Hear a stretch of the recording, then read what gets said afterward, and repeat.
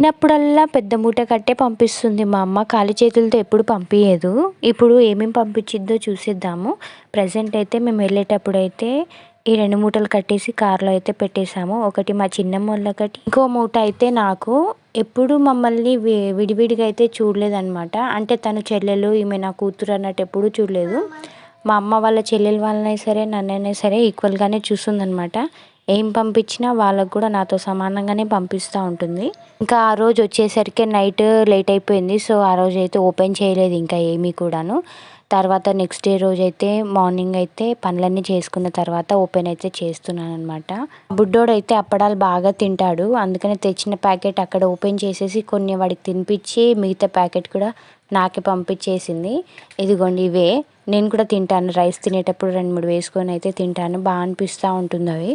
ఇంకా ఇదైతే sweet box అనమాట. ఈ స్వీట్ని ఏమంటారో నాకు తెలియదు అబ్బా, దాని పేరు నాకు తెలీదు. సో దాని పేరు స్వీట్ అనేది పిలుస్తున్నాను.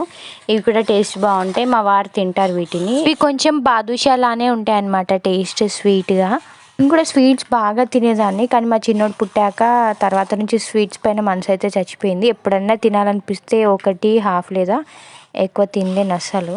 ఇంకా నెక్స్ట్ వచ్చేసి పల్లీలు తను తీసుకొచ్చిందంట, నాకు కూడా కొన్ని పెట్టించింది. ఇంకా ఇంకొకటి వచ్చేసి మైసూర్ పాక్.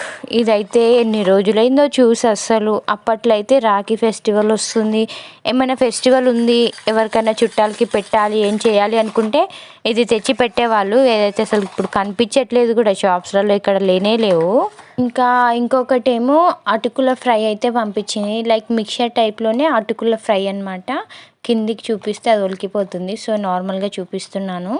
అటుకుల ఫ్రై కూడా బాగుంటుంది. నార్మల్గా మా చిన్నోడి కోసం ఘీ అయితే నేను విలేజ్ నుంచి తెప్పిస్తాను. మా అమ్మ వాళ్ళు వెళ్తే తీసుకొని వస్తారనమాట. ఇంకా లేదంటే అమ్మనే తీసుకొని వస్తుంది. ఇక్కడ ఈసారి కూడా అమ్మనే పంపించింది. నాకైతే అస్సలు ఇష్టం ఉండదు అబ్బా, స్మెల్లే పడేది కాదు. ఆ స్మెల్ కూడా ఇప్పుడు అలవాటు అవుతుంది మా చిన్నోడి వల్ల. వాడి ఫుడ్లో వేస్తూ ఉంటాను కదా, చూసి చూసి అలవాటు అయిపోయింది, కానీ తినలేను. ఇంకా మ్యాంగో చట్నీ, మామిడికాయ పచ్చడి, ఇదైతే అమ్మ కాదు పంపించింది. మాకు మా నానమ్మ అయితే పంపించింది అనమాట. అందరికీ, మా నానమ్మకి 3 కొడుకులు 4 కూతుర్లు, అందరికి పంపిస్తుంది బాక్స్ నింపి. వాళ్ళకి ఏజ్ ఎంత ఉంది అనుకుంటున్నారు? 85 దాకా ఉంటుంది. కానీ ఎంత ఓపిక చూడండి, అందరికీ వేసి పంపిస్తూ ఉంటుంది. ఇప్పుడు నాకు కూడా పంపించింది. వీటిని మీరేమని పిలుస్తారు? మేమైతే వీటిని బచ్చాలు అయితే అంటాము. ఇంకా తెలుగులో విన్నదైతే నేను పోలేలు అని అంటుంటారనమాట. ఇవి మా అమ్మ తెచ్చింది, చాలా మెత్తగా ఉంటాయి. అందులో పిండి తక్కువ, అందులో ఉండే పూర్ణం ఎక్కువ అనమాట.